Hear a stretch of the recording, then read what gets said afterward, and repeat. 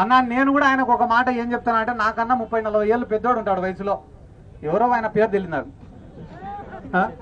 ఆయన ఇట్లా కబడ్దార్ అనే ముందర ఒక మాట ఆలోచించనా, నేను యాడ 1 రూపాయి అవినీతి చేయలే, నేను యాడ దోపిడీ చేయలే, వీలైతే నా సొంత డబ్బులు ఖర్చు పెట్టుకొని రాజకీయం చేసినా తప్ప రాజకీయాన్ని అడ్డం పెట్టుకొని నేను డబ్బులు ఇంటికి తీసుకొని పోలే.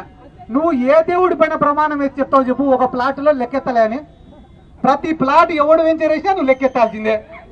నువ్వు కూడా నా గురించి మాట్లాడితేటనా?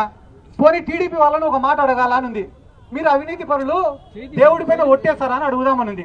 వీళ్ళు అబద్ధం చెప్పేదే దేవుడి మీద ఒట్టేసి, ఎందుకంటే తిరుమల లడ్డూనే వదిలిపెట్టాలా వీళ్ళు దేవుణ్ణి.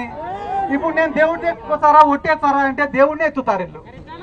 కాబట్టి ఈ ప్రజలను కూడా నేను ఒక్కటే విజ్ఞప్తి చేస్తానన్నా, నిత్యం ప్రజల్లో ఉండేవాడిని నాయకుడిగా ఎన్నుకోండి, మీకోసం పోరాడేవాడిని నాయకుడిగా ఎన్నుకోండి, మీకోసం కష్టపడేవాడిని నాయకుడిగా ఎన్నుకోండి, మీకోసం జీవితం త్యాగం చేసేవాడిని నాయకుడిగా ఎన్నుకోండి. కానీ యాన్నో కోటలో ఉండేటువంటి నాయకుడిగా ఎన్నుకుంటే ఇట్టనే ఉంటుంది. కాబట్టి ఒక నాయకుడిని ఎన్నుకునేటప్పుడు 1కి 10 సార్లు ఆలోచించి ఎన్నుకోవాల్సిందిగా మిమ్మల్ని అందరినీ కోరుకుంటూ, ఈ రోజు ఒక్క పిలుపుతో ప్రతి ఒక్కరికి నా శిరస్సు వంచి నమస్కారాలు తెలియజేసుకుంటూ, ఎల్లప్పుడూ మీకు అందరికీ రుణపడి ఉంటామని కూడా ఈ సందర్భంగా తెలియజేసుకుంటూ సెలవు తీసుకుంటాను. జై జగన్, జై